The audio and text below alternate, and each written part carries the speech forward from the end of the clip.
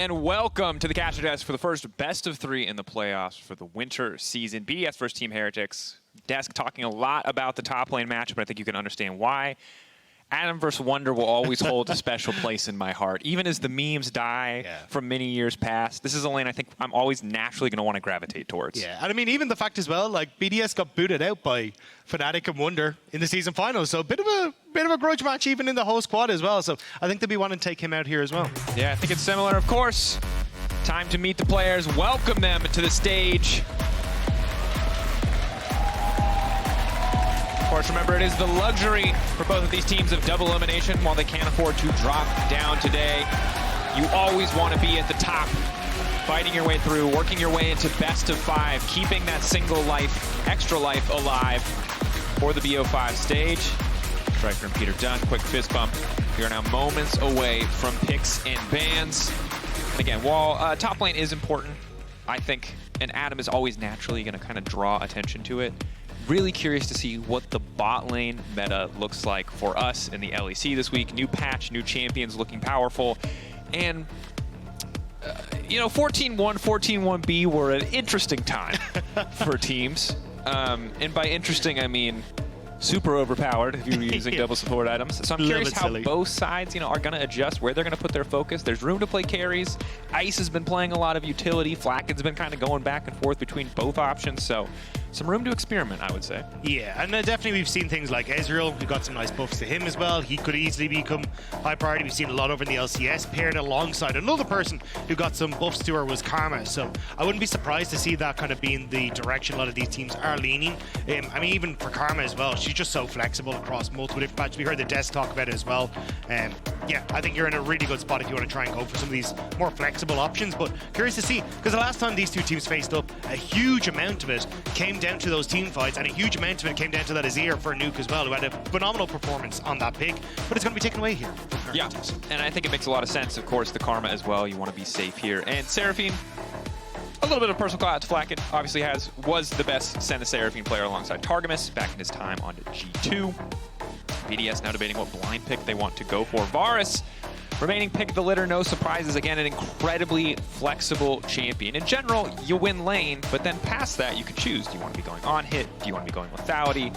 There's a lot of room to maneuver. And with all of the solo queuing that just continues to happen, there's also solo lane Varus that shows up every once in a while, and the AP Varus. So endless flexibility here. Ezreal will be the option to come through. Yeah, I mean, I'm not surprised to see Ezreal come through, got buffs to his Q, a major buff to his W damage, and also then the ultimate as well, having buffs to the total damage dealt. So Ezreal got some really nice upgrades, and we'll have to see now how it's going to work. Jankos going back towards the Maokai as well. We've seen Maokai start to teeter up more and more as a contested pick, just because, again, team fighting has become so much of the meta, and he's just so strong at every point in the game. Yeah, the utility this champion gives you with the vision, with the control that you can have over these neutral objectives is so frustrating for teams to deal with. It also limits a lot of the more creative options in mid lane. LeBlanc, we saw Larson played it, got a big lead, but when you have a Maokai who can just point and click that champion, a lot of what makes her feel so powerful is just eliminated. One of the things he does struggle against is invades though, and I like that Zhao has been the option here for Sheo, because you look at push for bot lane, Orianna gets push against the majority of the other mid laners. We're seeing things like Corki, which could be an option here for Perkz, and then you can probably look for Sheo to get involved and get him in the face of Jankos and just try to put him behind in the early stages, because Jankos has been a lot of the early game power for Heretics, even if it has been slightly lacking. A lot of that has come from Jankos. Yeah. But the option... Oh! Okay, all right. So... Ezreal options. Ezreal solo lane, Kalista support, Hail of Blades with a way to save Ezreal. Seems a bit redundant, but we'll kind of track it as we go through. Obviously, in general, Kalista a pretty solid laning option with Ashe banned away as well. The Varus will have a decent time just thanks to the kind of the hail of arrows allowing to slow her down and limit some of her impact, but obviously an odd pick. Some time to consider where it might end up. Ezreal AD is what we're so used to seeing, but historically, Ezreal has been oppressive in almost every single role. If you're willing to go back to Worlds 2016, it got played in the jungle, I think by Haru.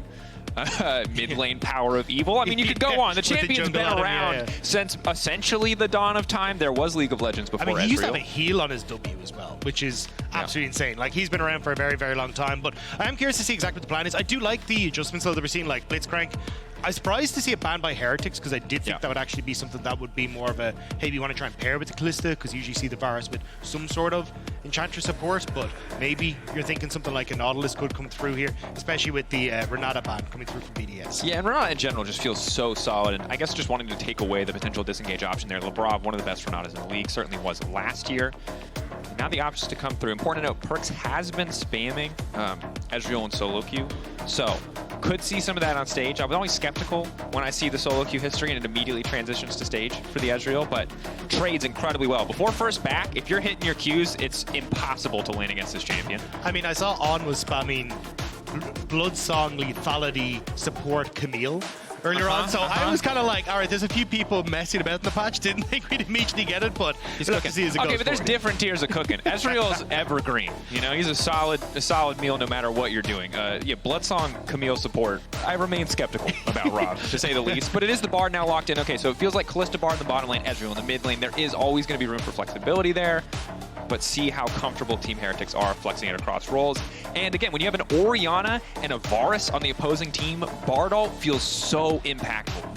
Massively so, and even now with the Rumble as well, you can kind of prevent a lot of that follow-up engagement whenever you throw down the equalizer. But at the moment, it's kind of curious to see. You could go back towards the Udyr here for Wunder. That has been his go-to in a lot of these situations. He will go back towards it again. So it definitely feels like with the double range in the bot lane, Heretics have kind of fought back against a lot of the poke that you would have had with the Varus in that bot side. So at least you have the opportunity here to try and prevent a lot of those pushes into potential invades from Sheo. Alongside Perkz as well, should have good push in that mid lane. So I think at the moment, it's going to come down to those team fights. And I mean, Heretics, they have a ton of utility for these fights, and a lot of ways to try and shut down BDS. So I think Heretics have an opportunity to fight back against BDS, which is where they lost in those team fights the last time these two teams faced up. I think you're completely correct. We'll see if Wunder wants to go for the AP build or if he goes for more tanky options on the top side. My biggest concern is general lack of AoE on this team overall. Yes, you have Ezreal. Yes, it was buffed, but it's not usually enough to carry through fights. When you look at the potential of a Rumble Orianna on the opposite side, it can be tricky to navigate. If you find a pick, if you have better vision, certainly you can fight from at least a little bit of an advantage, but definitely going to put BDS's team fighting to the test. They have all the tools necessary to pull off a win here. See if they can execute on it. And again, BDS coming in as second seed. I think I wouldn't call them heavy favorites, as Team Heretics have surprised us many times in the past, but I think I would say at the least clear favorites in the matchup overall. And now with the draft, Perkz on this Ezreal is the big question for me, I think, to no surprise. Yeah, I think a lot of the problems that we're seeing with Heretics, I was talking to Guldborg and Treatz backstage about this, is kind of the shortcuts that we see Heretics take, is like, they won't set up vision correctly, they won't push out waves correctly before they try and set up for objectives, they'll end up trying to get away with not sending enough people to defend the side lane and get caught, someone will die, and then it all starts to fall apart. So I think that's where we're going to have to wait and see if Heretics have cleaned up, because BDS are the team that will punish that. Certainly are. The other thing BDS are notorious for, Sheo especially, aggressive early pathing, creative options, just trying to take camps away. And we talked about it when the Maokai was locked in and the immediates in response. Maokai is super good on the patch, but what we often see is kind of utility for utility trade with the Maokai. We've seen Sejuani's come out. When you have a Xin for Sheo, there's a lot of potential to kind of break this matchup open and stop the Jankos from sitting comfortably in the early game. Yeah, and I think that's basically what we're going to be seeing if they can try and achieve. Looks like Ice is going to be going for that poke Varus as well, so that'll help out in getting some control over the wave state when it comes to pushing, particularly in the mid game. But we'll have to see what the plan is going to be for Sheo in the early stages. Wunder already just poking his head in mid lane, just to spot out where Sheo is. I don't think it's going to be anything apart from, hey, we want to make sure that no vision goes down into Jankos' jungle, so Sheo can't track him. And I really want to see lane assignments as we get into the mid game. Hold that thought. Rockets coming in. Wunder and Adam just trading a bit early on. Doran's Ring not really showing us much about where Wunder wants to go with his build. Just very standard for the lane phase. But historically, when we've seen metas where both Lethality, Varus, and Ezreal have been meta, it's been a lot about who can get mid push first. And Ezreal, obviously, you have the ultimate. Varus, you have Piercing Arrow, which is just going to eat an entire wave. And it might not seem like it matters a lot, but in a composition like this where there's so much vision and so much pick potential, especially kind of on both sides, I think taking control of mid will be everything as we get into the mid game. Yeah, I feel with the TP, Perkz will be in those side lanes a little bit more often, so it kind of becomes Flakked versus Ice, and I think that's where Flakked is going to struggle. The only opportunity here is really if Kaiser can kind of hover mid, and maybe you can look for a few of those Tempered Fates to pick off Ice as he's trying to threaten that mid lane priority, but from the get-go, you can already see Kaiser and Flakked are getting control of this bot side. It will be a little while before Ice comes online. But hook landing is big. Ice Hailblade's proc. Nice stun comes in from Kaiser just to stop any follow-up, but trade very much in the favor of BDS.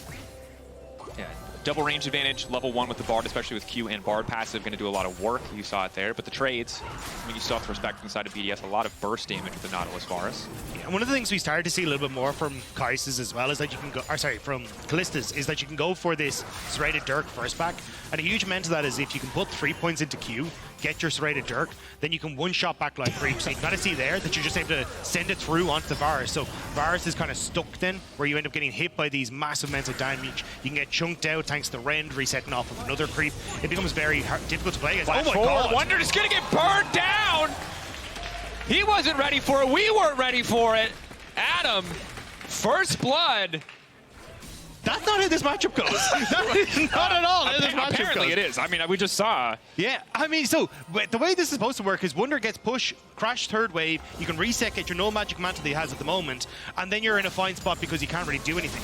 Adam taking that Ignite is a massive risk in this matchup because it means you can't match that TP play, but the fact he got the kill early means that he's in a fantastic spot, especially if the jungler comes up, as you can see, Sheo on reset. They can look to punish where Wunder hasn't managed to crash his wave, and this could be frozen in a terrible spot for him.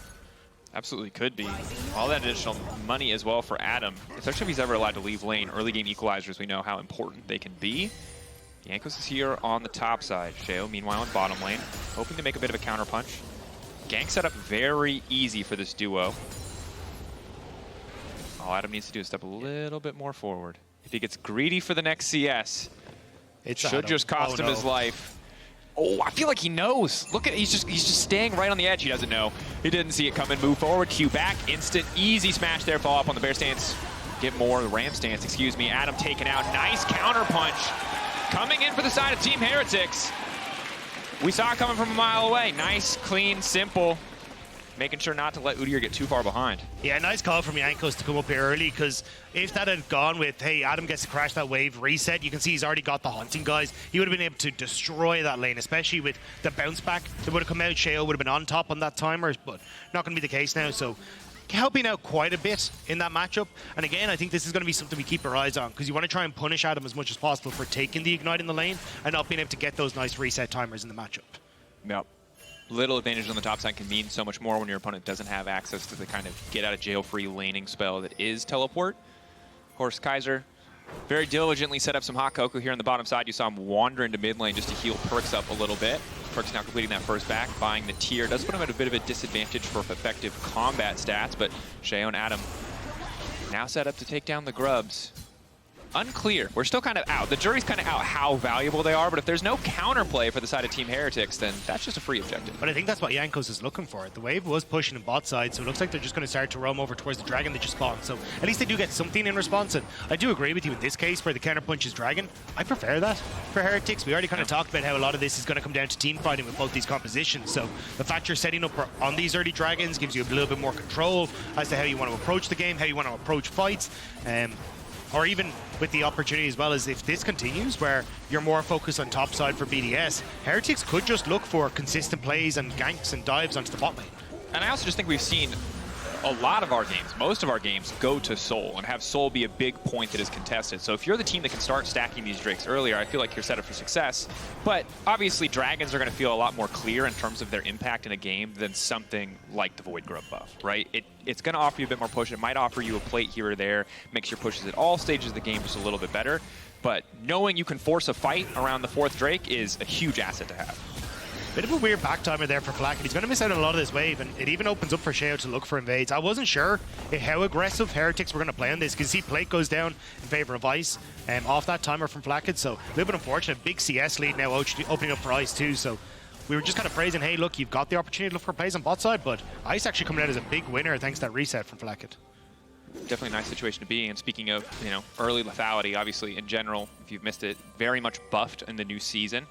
Not going to see that from Flakked yet. Does buy boots, does buy a dagger. He's just got a little bit of everything, but now the potential dive coming through on the top side. Sheo has the option to set up with Wind Becomes Lightning, but doesn't want to get over eager. The potential from a turn here with Jankos in the area is very real. Instead, they're just going to be happy with a bit of damage down on the tower, and Adam knowing he can push this in safely, at least for the time being. Sheo backing away and maybe hoping to just waste some of Jankos' time here on the top side of the map. I think a lot of it was just to guarantee that Adam got that crash, because he doesn't want to be stuck underneath the tower if Jankos is on this top side. And you can see the vision that they placed down over by like the Raptor camp and stuff to try and spot out where Jankos is, but might need it a little bit more. Although Adam should have seen that sapling get thrown, yeah, and immediately backs away. This wave's pushing out, so there's no need for him to overextend. Yep. Still pretty favored in the push overall, as obnoxious as Udyr can be as a laner. Rumble can still at least keep up in a lot of circumstances.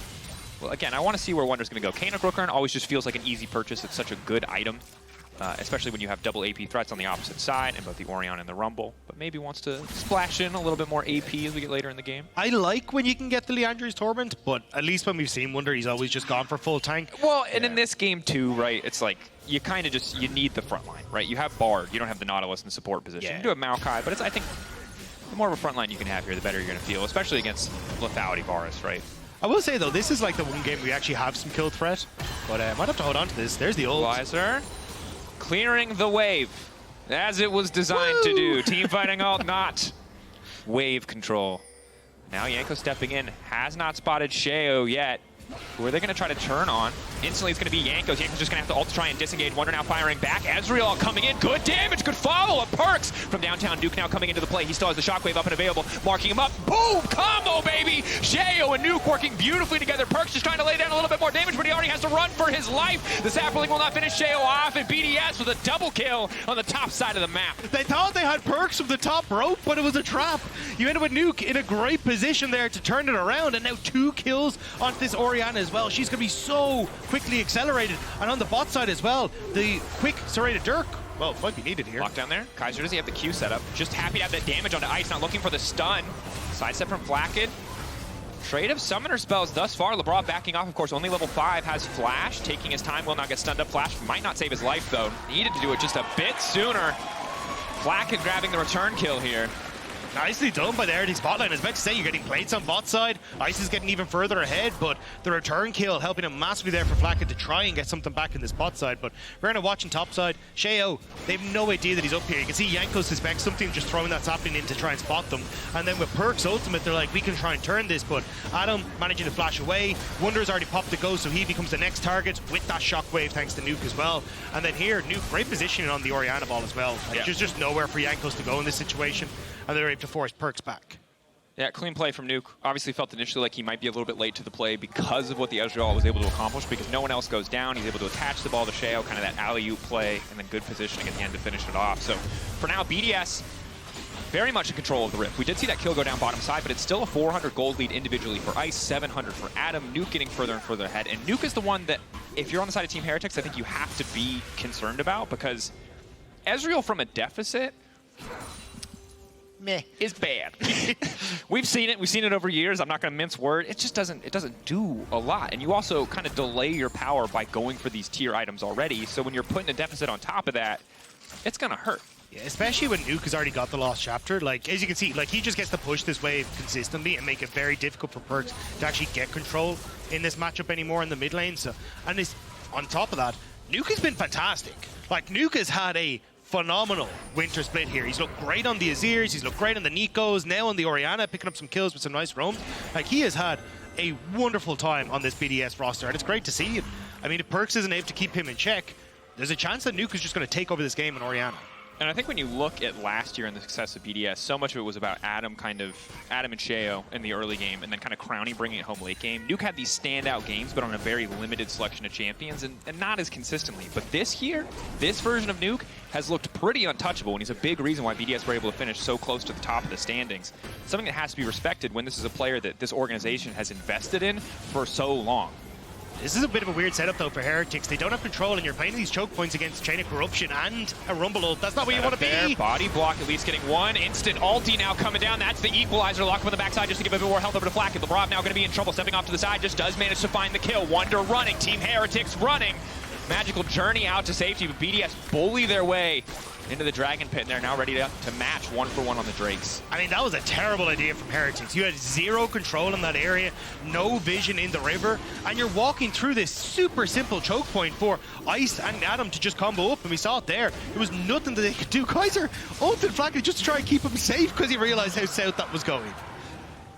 And again, things that are minor, you know, the Ezreal being slightly behind, the Bard ult to save your carry. But like, it's so easy here. You just get to set up perfectly on this spot with the Rumble ult. Yes, you can try and go out over here, but you have no ability to try and hit on towards Ice in the backline there. And then you're setting up perfectly for Sheo, who's not getting damaged by any of those backline units thanks to his ultimate. Like, that is the perfect spot for BDS to set up. And Heretics were like, yeah, come on in. Yeah, open the front door. This is fine. This is a great game for Sheo. Just not like... Performance fine, but in terms of enemy composition, there's an Ezreal who never wants to be in melee range of you. Yes, you can be a little bit worried about the Kalista, but as long as there's an Orianna ball attached to you, you never have to be scared. Zen ult is, in the right circumstances, I think completely broken, and this is one of those circumstances.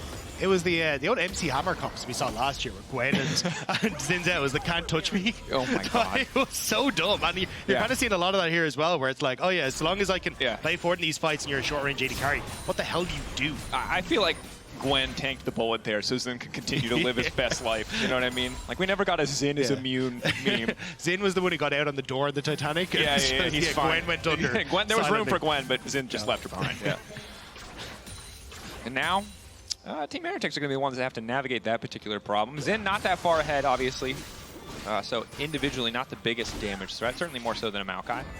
We'll track what Sheo's impact is as we get later. Cosmic Binding connects there. Adam and Wunder still going toe-to-toe on the top side.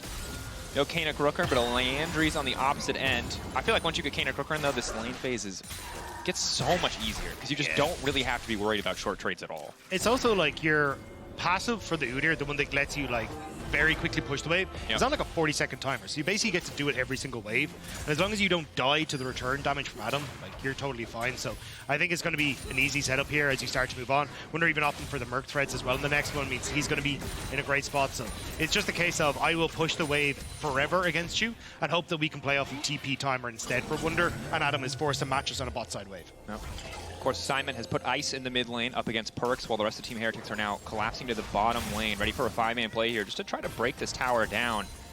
We got Luden's Companion already for Nuke, so he kind of just eats this wave. And there's not really much of a play to be made here for Team Heretics. Oh, Labrov. Flash over the wall, though. Big play for Labrov. Just deletes the Bard. And now Wunder has to run for the hills. Are they going to fire anything else out? No. Happy to have just a single pick there. Team Heretics fishing, but kind of caught overextending. Now Sheo gets to move in and take all the vision that he wants, knowing he has the man advantage. And you'll get bot lane terror off of this play as well. So you get Ice rotating mid to cover that wave. It's pushed in. Perkz could try and move down here, but I don't think you want to try and overcommit here for this one. Perkz already moving, but BDS just have the right to back away. It's really hard for Team Heretics to force here unless Jankos wants to full commit, and he does. Labrov now going to try to body block. Sheo, ulti could be big. That's the equalizer coming down, but they're just body blocking the Qs coming in from Perkz over the wall, and they do not matter. Sheo still standing. Zhao, oh baby, but a two-man lockup coming in from Kaiser is big. Sheo now running. Keep your eyes on Ice in the back line. The piercing arrow has to hit, and it does. Nuke still stepping forward. Wunder going through the portal will make it out alive, but every play the Team Heretics try to make happen, BDS just make one better. Just get out of the jungle. Just stop lining yourselves up for the Rumble ultimate. Every time Adam is getting such high value from these plays. Even Nuke as well getting the damage off, and Ice wasn't even there. Yes, Kaiser managed to get there faster, but it doesn't matter. You're setting up beautifully for the BDS members to try and take that fight. Rumble's having a great day. Adam's having a great day. Let's just... How many... We're going to see... I feel like we've seen this fight before, but we're going to see it one more time. Keep your eyes on that equalizer. Yeah, it's disgusting. So, Labrov a little bit of a mess up here. Hooking into the wall doesn't get him away, but look at that. You can't ask for a better Rumble ult. It separates the fight. Everyone in Heretics has to try and come through is walking over. They get pulled back in by the shockwave. It's disgusting. And then Adam's in a perfect spot to just chase down the backline members. Yes, Flakked can get some damage down, but how do you try and follow up on that? And Wunder doesn't have any damage. So even though he's in the backline, it's more like a tickle rather than anything else. Yeah. Tickle is, I think, the appropriate word there, Rob. And now it's going to be Herald for BDS as well. And it doesn't feel like it's been the most explosive game of League of Legends. But just off of a couple fights here that have gone pretty heavily in BDS's favor, just punishing oftentimes the Team Heretics are overstepping, you know, 4K gold lead, 5K gold lead essentially, and a Herald. But this is the thing, there's ways for Heretics to play this out. Like we already discussed, Adam doesn't have Ignite. So if you can try and make plays where Wunder now has TP, cool. Let's have Wunder push out a side lane. Let's try and make a play on bot side. We can teleport Wunder in, have a numbers advantage, and actually try and play through that. But instead, they're trying to play towards parts of the map where BDS are strong, where Adam is already grouped with them. And then you're just fighting 4v5, 5v5 consistently, and BDS are just way stronger than you at the moment. And that's my concern. is we're getting dangerously close to the point where a man advantage is not enough. Obviously, if the setup is good, if the execution is good, you can always rely on that, but Nuke is 4-0-3. He can just go death cap second, like if he wants to. I'm not sure what the choice will be from him, but he really only has to worry about killing Flakked and Perkz. There's not enough damage on the remaining members of the team to be a threat once those two are taken out. And also, when you look at the map stakes, do you really... Oh, nice. Interrupt on the charge. I don't Bard think they killed classic. Breaking mid lane tier 1 is really big here for BDS if they're able to get it done. Nice defense coming in from Team Heretics. Good use of the Bard utility. Yeah, you can see they rotated Wunder out of that top side to make sure they had the numbers advantage. Dragon was also up and available, so I think Heretics want to try and push for this, but I really don't think, again, you can contest it without already having push in mid to then move in where you're not getting caught up with these big rumble ultimates. But the problem for Heretics is Wunder on a side lane now is significantly less of a threat because it's like, okay, well, we lose a tier 1 in a side lane, but we'll get mid lane turret. They're probably going to do it now because they saw Perkz on top side, to be honest. So you're like, all right, we'll happily take that trade. At the end of the day, you stopped essentially probably what would have been a tier 2 Herald charge and delayed a tower going down is the sum there. And you still have 4K gold lead, 2 Drakes now to BDS. And this is such a tricky game to navigate because their wave clear outside of, you know, Udyr Phoenix stance is bad. It's like really, really bad. If there's ever a situation where BDS get a Baron, they're guaranteed every single tier 2 at a minimum. But I think they break the base as well. You're not wrong. I'm not gonna lie. I get Ezreal has an ult, but I thought Medic was on holidays, but you're getting a great diagnosis here. Thank you. I'll take that. That ult can't do everything. You know what I mean? Yeah. But this is the problem for Heretics, right? We talked about it the desk talked about it a little bit as well, is like, they just have been trying to skip corners or trying to make these fancy plays where it's like, if you just play normal League of Legends with the advantages you have, you're totally fine. Yeah. You don't need to try and like have Wunder surprise them on the bot side play in jungle because Kaiser's going to come back out with his ultimate and we got them. It's like, no, if you just push out waves and just play to have Wunder TP in, you just win out on map state. And I think this is where Heretics have been a bit of a disappointment for a lot of people because that's what G2 were strong at when we saw this top half of Heretics together. I mean, yeah, certainly when you have a roster that is this veteran, you expect them to be able to navigate a lot of the trickier situations with a bit more grace. Hasn't necessarily been there. You're right. I think overcommitting into the Rumble feels like a, obvious and cardinal sin of, of League of Legends. That said, not knowing exactly what the pressure is for them, what they feel like they need to play around. Maybe they feel like if they don't force these plays that they're in a situation where they do get outscaled or can't pull ahead on side lanes. I don't know what the value that they got in scrims from this Ezreal was, but so far, I think we're not seeing it on stage. Yeah, I mean, I don't want to put the blame onto the Ezreal because it's like, Orianna gets 2 kills early. It's like, you're not going to see value in that. And I think absolutely fair, sorry guys, pick's not viable. Enemy mid laner walked top and got a double kill. But yeah, I don't. In this situation, like, what do? You barely get to clear a wave, and there's every member of BDS in existence in this top side, so they're just trying to do what they can. But I think BDS just take this tower brute force. Okay, Wunder split pushing, immediate equalizer to force away all of Team Heretics. They don't even need a Baron. Just threatening there. Nice use of the equalizer to zone. Obviously, if Team Heretics don't back up, they probably just die on the dive. But it is 1-for-1 in terms of overall towers, and crucially, a bounty picked up here by Wunder. So overall gold trade, still pretty solid. Perkz, I don't think chases down there. That's not a flip that you want to take. I think Heretics want to look for mid-tower instead because they know they had to reset, but that tower is so healthy, you're just not going to be able to get anything off it. So they can set up some vision around Baron, hope maybe they can look for a pick. I'm going to spitball here. Okay. All right. Hit me with it. It's a 5,500 gold deficit for Team Heretics. It's tough, sure. But you do have double 80 carry and a Kalista. Can you, with Bard Portal, just degen flip a Baron? Actually think that a BDS overcommit. Maybe? Drake timer not working right now, just a heads up, but it's 23 minutes is the next Drake spawn, around there. 23:05. Yeah. 23:05, thank you, Rob. Oh, you're so good at timers, man. It helps when someone whispers it in. I was just going to give you the credit. You didn't have to reveal the production secrets. That could have just been your Don't moment to shine. Don't look at the man behind the closet. Or behind the curtain. The man behind the curtain. His name is Evan, and he's very helpful. Yeah, so now at this stage, it's like, I don't think you have enough damage is the problem, but like once there's 2.5 items, if you can solve the game that long, I think sometimes you're just going to have to be ready to throw something crazy. The good news is you have Maokai. You can fight back on the side of Team Heretics for a little bit of vision control with those saplings. Downside is, again, wave clear still a bit lackluster, and from this position in the game, it's just really hard to play out. Yeah, especially they're trying to dump every bit of stats into Perkz that they can. At the moment, you can see him pushing the top side, even Kaiser moving up there to try and help, but it does mean that the opportunity for you to play on the map is getting smaller and smaller, because that's 2 outer towers down now in both side lanes. The next up is going to be mid lane, and you didn't actually commit anything as BDS to that play. Like, we saw the Rumble ultimate come out in the last one to get you off of the top tier 2, but now you can just rinse and repeat, or you can just wait for 30 seconds until the dragon comes up and you're going to be forced to fight again, because it's going to be a 3rd dragon here. Or are Heretics just going to give up that entirely and just try and push in topside?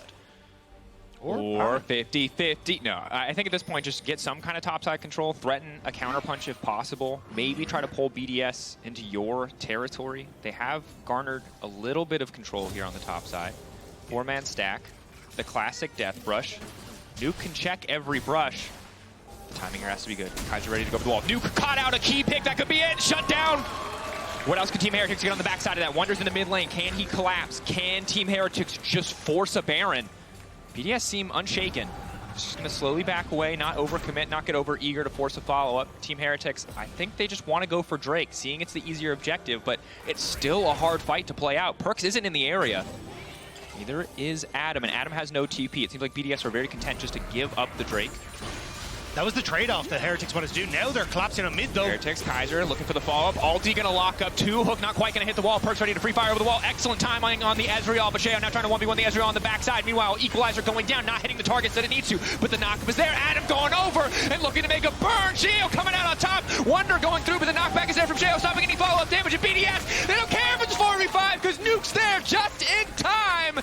And now it might just be BDS's Baron. BDS just want to watch Heretics burn, and they do exactly that. And now they will turn and burn down the Baron as well. A phenomenal fight from BDS, just executing so incredibly well. The combo from Labrov and Adam was perfect. And even with Sheo just waiting in the wings for anyone who flashed in over the wall. We'll get to see it here. This is where Heretics were like, this is our play. We traded everything on that bot side to get vision on top to look for that pick. And they thought maybe we could try and go for it, but this ultimate doesn't really do anything. Ice is still able to follow up well. Sheo drags people into a corridor again. And then this here with the knock up onto Flakked and Perkz. Perkz flashes immediately into Sheo, and then Sheo just follows over the wall. It's so beautiful to watch. It's why BDS have been so potent this split. Yeah, the presence of mind to be covering the angle where Perkz could arcane shift out to safety already as the fight plays out is good stuff. And of course, BDS, they had the gold lead in that situation by a wide margin. They were incredibly far ahead in terms of XP and items, so they were favored in the fight, but when you execute well on top of that, it just doesn't feel like there's an angle for Team Heretics, even if they had started it out at a man advantage. I think that was their play, though. That was Heretics saying, hey, we're going to give the tier 2, move Kaiser top to clear out vision and look for that pick, look for that moment that can maybe get us back into the game. And I think it was a good call. I think it was the right one to make. It's just unfortunate they couldn't capitalize on that advantage, and now we find ourselves back in the same position where tier 2 Terra mid goes down, 3rd dragon goes across to BDS, and now it's just a waiting game until BDS kind of decide how they want to close this round. And it seems like split pressure is the answer. Sheo's going to try to make the spot wave catch up. Team Heretics see an angle to force the play and are trying to lock him up. Kaiser going to find the stun, but Ice is untouched over the wall. Kaiser is dead, no doubt in my mind, as Ice is on a rampage. Labrov body blocking, making sure Flakked can't get into the fight. Now it's just Jankos to run for the hills. BDS punching down at this stage. Team Heretics going for any angle they absolutely can to find a way back in, but BDS are simply too far ahead, too calm, too tempered. They're not going to give them that angle. Yeah, Heretics just looking for any sort of Hail Mary play they can go for, but it's been intercepted every time. And at BDS, they're marching towards the base. You've only got 3 members there, and I don't think they've been around for long. Hook going through. BDS don't have to overcommit here, can play it out slow. Have stick stacks, getting all these Void Mites coming through. Triple Dragons, Baron, a minute still remaining. But they are going to back away, not wanting to risk anything. Again, it's no longer the best of 1 stage, best of 3. A 1-game lead is not enough to finish the job. So BDS still going to play with discipline, don't want to take any risks. I mean, this... Or do they? Hex Flash. No, they're just going to back. All right, back to it. It was nice. Gotta respect the angle. Yeah.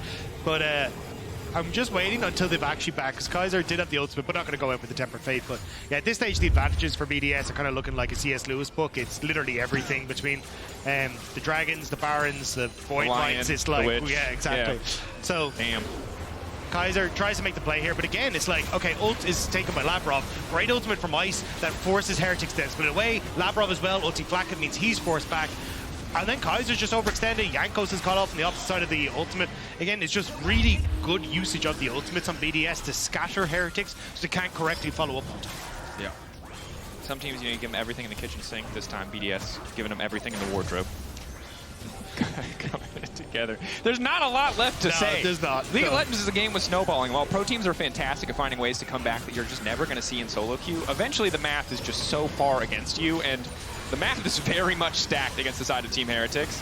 Ezreal, they will be able to clear the way, but a beautiful equalizer. BDS just walking in and focusing down the tower. Jankos goes in with the twisted advance, but it's not nearly enough. Sheo immediately ult, stopping any potential follow-up damage. And I feel like this single champion just hard counters Team Heretics' hopes of coming back in the game. Zinalt doing work so consistently. Yeah, and I mean, the fact that Adam ended up getting ahead in the early stages has made these equalizers so disgusting to watch. And now BDS, it's just a victory march, and they decided that they want to make that happen through the bot side of the map. The wing becomes lightning, it's just going to hit away at them, but yeah, BDS, they're playing this slow, they're just going to back away. There's no real TP opportunities for Heretics to look for a flank as they start to walk away, but even with Jankos gone, I don't think there's much you can do. Yeah. But without a lot of their major cooldowns, BDS are now opting to back off. Perkz is getting scarier. The Ezreal damage does start to add up, certainly in the new season when everyone can get a red buff as well. Feels pretty great for the teams with double carries, like the side of Team Heretics. Now, they farm, and they get one more shot, more or less. You can choose, do you want to take it in the base up against a Baron up BDS, or you can try to take it around one of the Drakes, maybe Cloud, or the Baron is a minute 30 until the Baron is up and available again. But a single mistake at this point from Team Heretics will knock them out of this first game. I mean, I want to say shoot your shot, but at this stage, I think that shot's gone for Heretics. It's just, kind of just look back, game 2, what went wrong, what do we try and correct, and how can we try and, like, well, take it slower and not play off of BDS advantages. Again, though, they do get a second chance at this, and even if they do lose the next game as well, don't forget that this is double elimination now, so they do have a second chance. Winner of this series will go on to face SK and Vitality, but yeah, I think BDS is going to be happy with the way that this game 1 went. Definitely will. Team Heretics ready for a final defense, not even interested in the major objectives. Jankos trying to buy space with the ultimate. Perkz' ultimate, nice connected onto Nuke. Wunder has TP'd in, and they have stalled the push. Another wave pretty far away at this point. But look at how well BDS have actually set up these two minion waves. Like, bot is about to crash, mid is about to crash, and top all in sync. And it's like, okay, well, how do you try and defend all three in this Heretics? Random Bardald, of course, they thought they might have an angle to catch there on the flank. No one's going to be caught out there by Kaiser, but so now there's no Bardald for the fight. Sheo just going to walk forward, instant equalizer down to try to buy a bit more space, but it's not connecting on a lot of members. Sheo now flashing forward, ulti to block any potential follow-up coming in for Perkz. Wunder stepping forward, but doesn't do enough damage to threaten. And Team Heretics are holding on. Not exactly the best combo from BDS, but they're just going to back it up for Baron. That's about to spawn, and again, those minion lines we're talking about, a mid and bot, have just crashed into the towers and the base, so Heretics have to back off, which means it's still a free Baron, so even when it doesn't look that pretty, it still comes out in favor of BDS. Definitely does. Baron going to drop here. Easy pickup. Of course, Team Heretics looking to make some sort of counterplay. Nuke, no TP. Adam, of course, didn't bring it, so there's no potential backdoor threat here. Nuke can just push in mid-wave, however. Catch Team Heretics off. That's Perkz' TP now being used, and now Nuke just starts to wander down the mid lane. He doesn't really need to worry about this Drake, but the rest of his team have taken a reset, so there's not really a good push angle here. BDS just going to have to be content losing out on the objective bounty and the Cloud in exchange for this Baron. I think Nuke wants to keep this top wave alive, though, because then you can look at how low that tower went off the push. So BDS going to threaten mid, make sure that you have to defend your Nexus turret as Heretics or even your inhibitor, and then Nuke just takes top tower. So even though you got the dragon, it's still falling between your fingers. Jankos going to try and jump onto Nuke in that top side, but he's backed away. And now BDS are just threatening that last Nexus turret and taking this top inhibitor turret. I mean, Team Heretics are, you know, walking a knife like it's a top rope right now. There is no perfect choice at this point. Jankos going to step in. Lockup is now coming in. Excellent Bardald to interrupt the play. Perkz, does he have any follow-up damage? Labrov getting chunked down. Carry on the backline untouched. Nuke starting to do a bit more. Equalizer now coming down. Flakked in trouble. Will just get cut out by Sheo. Jankos on the run. BDS cleaning up in the fight. One last desperate attempt from Team Heretics. Heartfelt effort, but not enough here in the game 1. We'll need to look to recover in this best of 3 coming into game 2, and it's a pull-off fountain dive Well, at least get a kill back. BDS off to a commanding start. Have to make sure that none of them survive that one, but that was a slaughter. That was BDS making a statement here against Heretics. And I mean, look, you've got incredible veterancy on the other side. I'm sure they'll be able to bring it back together and try and look into game 2, but that's going to be a very, very tough one. Certainly is. We're going to have to see how the teams adapt. For now, though, we're going to send it to a quick break. When we return, game 2. Don't go anywhere.